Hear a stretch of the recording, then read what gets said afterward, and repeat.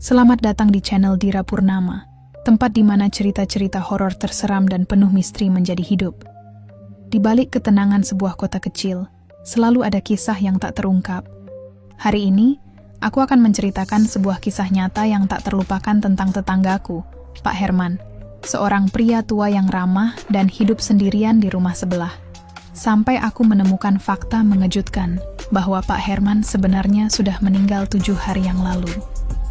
Jadi, pastikan kalian klik tombol like jika kalian suka dengan cerita ini. Dan jangan lupa untuk subscribe agar kalian tidak ketinggalan cerita-cerita horor lainnya yang akan membuat bulu kuduk kalian merinding. Bersiaplah, karena malam ini kita akan masuk ke dalam kisah yang menakutkan ini bersama-sama. Seminggu yang lalu, di sebuah kota kecil yang tenang, aku pindah ke sebuah rumah tua di ujung jalan. Rumah ini berada di kawasan yang sunyi dan jarang dilewati orang. Aku, Rina, baru saja mengalami patah hati dan butuh tempat untuk menyendiri.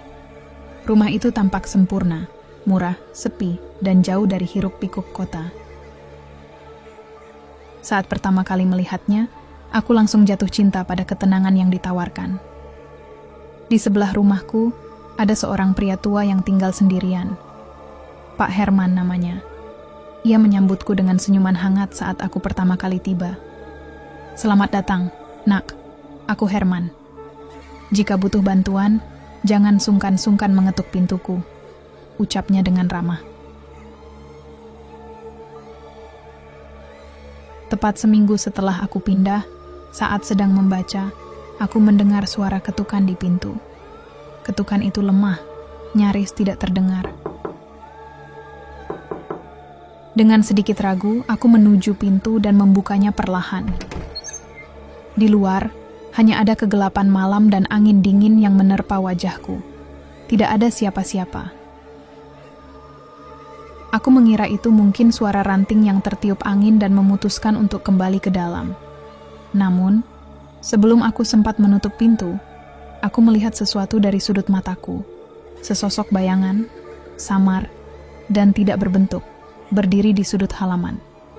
Perasaanku mulai tidak enak, tapi aku mencoba mengabaikannya.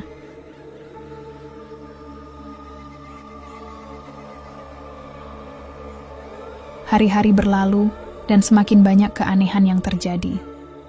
Suara ketukan di malam hari semakin sering terdengar, namun selalu tidak ada siapapun di sana. Suara langkah kaki di depan rumahku juga semakin sering terdengar. Setiap kali aku menengok keluar jendela, halaman rumah Pak Herman terlihat sepi, namun perasaan diawasi semakin kuat. Suatu pagi, aku memutuskan untuk menanyakan perihal suara-suara aneh ini kepada Pak Herman. Aku mengetuk pintunya, tapi tidak ada jawaban. Mungkin dia sedang keluar, pikirku. Tapi kemudian, aku menyadari sesuatu yang aneh. Halaman rumah Pak Herman terlihat tidak terurus, seolah-olah sudah berhari-hari tidak ada yang menyentuhnya. Aku mencoba melihat ke dalam rumahnya melalui jendela, namun tirai tertutup rapat. Hari berikutnya, keanehan semakin menjadi-jadi. Pagi itu, aku menemukan sepucuk surat di depan pintu rumahku. Surat itu tanpa alamat pengirim, hanya tertulis namaku di amplopnya. Dengan perasaan aneh, aku membuka surat itu. Isinya adalah pesan singkat. "Jangan keluar malam hari, mereka mengintaimu." Tanganku bergetar saat membaca pesan itu. Siapa yang mengirim surat ini? Dan apa maksud dari pesan itu? Perasaan takut mulai menghantuiku. Aku mencoba melupakan surat itu dan menjalani hariku seperti biasa. Namun perasaan gelisah tidak kunjung hilang. Malam itu, saat aku sedang bersiap untuk tidur, aku mendengar suara ketukan lagi. Kali ini lebih keras dan mendesak. Jantungku berdegup kencang. Aku mendekati pintu dengan perasaan takut yang semakin menguasai. Namun, kali ini aku tidak berani membukanya. Ketukan itu berhenti setelah beberapa saat, meninggalkan keheningan yang mencekam. Aku mencoba tidur, namun suara langkah kaki yang berat di depan pintu terus terdengar sepanjang malam.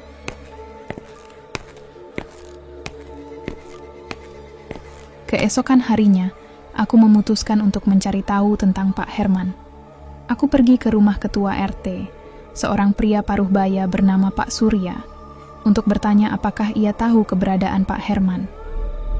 Ketika aku menyebut nama Pak Herman, wajah Pak Surya berubah pucat. "Pak Herman?" tanyanya dengan suara gemetar. "Bukankah dia sudah meninggal seminggu yang lalu?"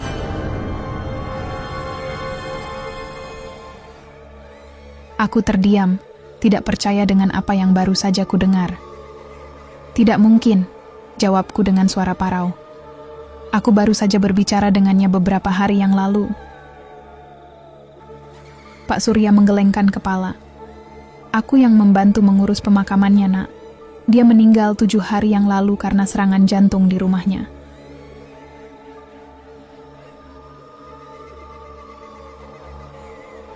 Kepalaku berputar-putar, mencoba mencerna apa yang baru saja ku ketahui. Bagaimana mungkin? Aku telah berbicara dengan Pak Herman. Dia bahkan memberikan makanan padaku. Tapi jika dia memang sudah meninggal, siapa yang tinggal di rumah itu sekarang? Dan siapa yang sering mengetuk pintuku di malam hari? Dalam ketakutan dan kebingungan, aku memutuskan untuk kembali ke rumah. Namun, saat melewati rumah Pak Herman, sesuatu memaksaku untuk berhenti. Rasa penasaran yang bercampur dengan rasa takut menguasai diriku. Aku memutuskan untuk masuk ke dalam rumah Pak Herman, meskipun akal sehatku menolak. Pintu depan tidak terkunci, dan dengan hati-hati, aku membukanya. Di dalam rumah itu, suasana dingin dan suram menyambutku. Bau lembab yang khas memenuhi udara. Rumah itu tampak berantakan, seolah sudah lama tidak dihuni. Di ruang tamu, aku melihat foto-foto Pak Herman bersama keluarganya yang sudah lama meninggal. Rasa takutku semakin menjadi-jadi. Lalu aku mendengar sesuatu, suara gemerisik dari arah dapur. Dengan perlahan, aku mendekati pintu dapur dan membuka pintunya. Di sana, aku melihat sesuatu yang membuat darahku membeku.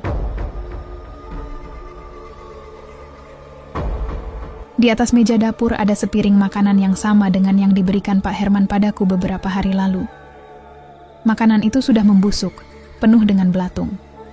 Dan di sudut ruangan, terlihat sesosok bayangan berdiri memunggungiku, diam dan tidak bergerak. Sebelum aku sempat bereaksi, bayangan itu berbalik. Wajah Pak Herman yang sudah pucat dan membusuk menatapku dengan mata kosong.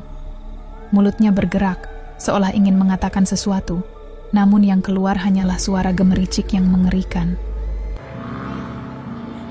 Aku tidak bisa bergerak, terlalu ketakutan untuk berteriak atau melarikan diri. Bayangan itu melangkah mendekat, tangannya yang kurus dan dingin meraih ke arahku. Dengan seluruh kekuatan yang tersisa, aku berlari keluar dari rumah itu, meninggalkan bayangan Pak Herman di belakang. Aku tidak peduli dengan apapun. Aku hanya ingin keluar dari sana. Aku tidak kembali ke rumahku malam itu. Aku menginap di rumah Pak Surya dan menceritakan semuanya.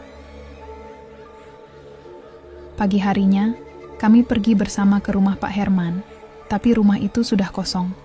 Tidak ada jejak apapun yang menunjukkan adanya bayangan yang kulihat, tidak ada makanan busuk di meja, dan rumah itu terlihat normal, meskipun tetap menyeramkan.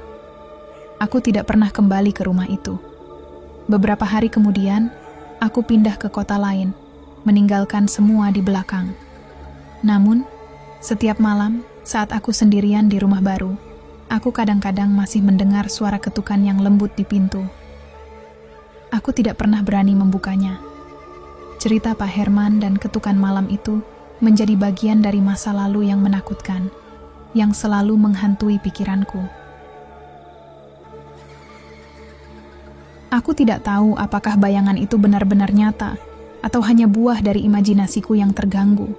Tapi satu hal yang pasti, tetanggaku, Pak Herman, sudah meninggal 7 hari sebelum aku tahu kebenarannya. Dan dia belum sepenuhnya pergi. Itulah kisah tentang tetanggaku, Pak Herman, dan pengalaman mengerikan yang terjadi di rumah tua itu. Terkadang, kenyataan bisa lebih menakutkan daripada imajinasi kita. Apa yang terjadi pada Pak Herman mungkin tidak akan pernah sepenuhnya bisa dijelaskan, tapi satu hal yang pasti, Ada hal-hal di dunia ini yang melampaui nalar kita. Jika kalian menyukai cerita ini, jangan lupa untuk mengklik like dan bagikan kisah ini dengan teman-teman kalian. Dan jika kalian belum melakukannya, pastikan untuk subscribe agar kalian tidak ketinggalan cerita-cerita horor lainnya yang akan terus hadir di channel Dira Purnama. Terima kasih telah mendengarkan, dan sampai jumpa di kisah horor berikutnya. Ingat, hati-hati dengan siapa kalian berinteraksi, karena mungkin saja mereka bukan lagi bagian dari dunia kita.